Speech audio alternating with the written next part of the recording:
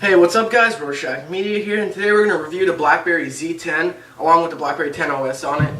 I've been using this one for a week now. This is the AT&T variant, and I've been using it as my daily driver. Really been using it, putting it to the test, and I think it's time I make my review. I have a lot to say about it. So without further ado, let's start the review, and we're going to start off with design. So looking at the Blackberry Z10, it's got a really distinctive design on it. Basically from the front, you'll notice the top and bottom bezels are quite bigger than most manufacturers are going today. Most of them are going smaller and smaller, like the Sony ZL. But Blackberry opted for bigger bezels, and that is a reason due to the software, because everything is swipe, which we'll talk about later.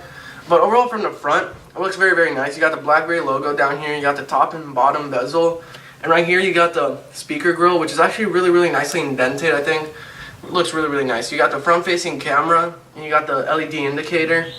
On the bottom of the phone, you got the speaker, and also this is where you remove the battery and nothing else down there. On the left side, you got the mini USB and the mini HDMI. So really nice that Blackberry offered a mini HDMI, something most phones these days are taking out. On the top of the phone, you got the power key.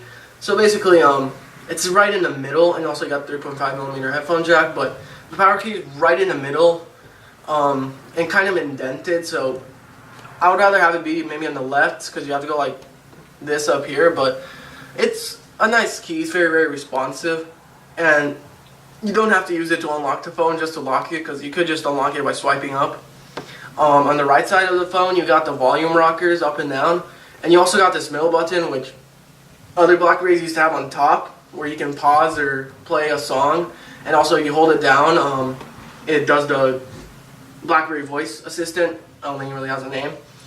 On the back of the phone, you got the battery cover, which is made out of a really nice rubber, and it's really grippy, and it doesn't feel cheap at all when you remove it, because it has that nice rubber over it.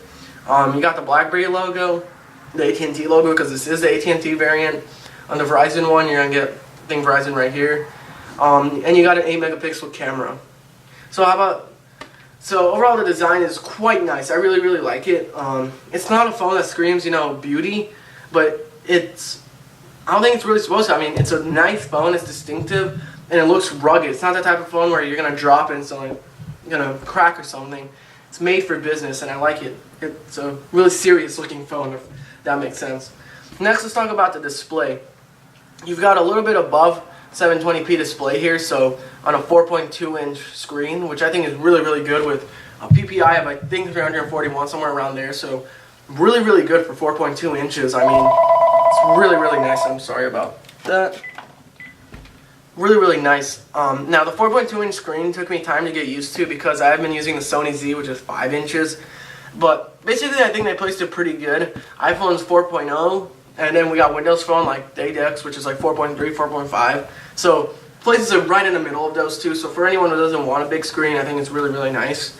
But the display is, in terms of colors and stuff, is actually really nice. It is a bit warmer than other displays, but it produces really nice quality pictures. So if you go on a video on YouTube or the web browser, when you're on the web browser, the text is just really crisp. So as I hit IGN, the text is really crisp when you're looking at it, and sorry about that. And when you're looking at photos and everything, it looks really nice. Absolutely no problem with the display. It is a bit warmer, so it'll take some time getting used to. Personally, when I was looking at some pictures, it looked a bit different, but overall, nice display. It's perfectly in the middle there. In terms of viewing angles, it's good. No problem there. When you turn it to the side overall, like all the way side, it does get a bit darker, but I don't think anyone really views their phones like this, so fine with that. So overall, the display is nice. This is not your old Blackberry. This is new, which is what Blackberry is trying to say, and the display is a huge improvement.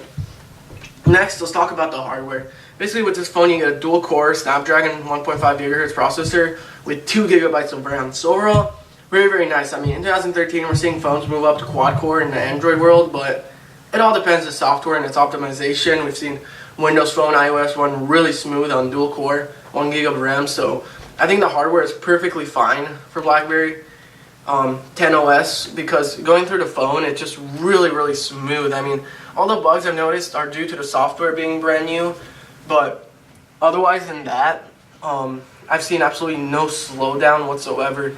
Whether it's opening up apps, opening up Blackberry World, whatever you open, it will open up very smooth, and the multitasking is very fast, no slowdown, which is really, really neat. In terms of gaming, I downloaded Angry Birds, just to show you really quick, and it runs really, really, really smooth. When comparing it to other phones, it runs exactly like those, absolutely no, huge issue there. It's perfectly good. Let me skip this. I can see loads very quick. Play. And you can see it looks really nice. And also bringing it back to the display is really, really nice. The colors are really crisp on this 4.2 inch, and it just looks really, really good. It is an LCD. Bam. And you can see really, really good gaming experience too. And that's how you get out.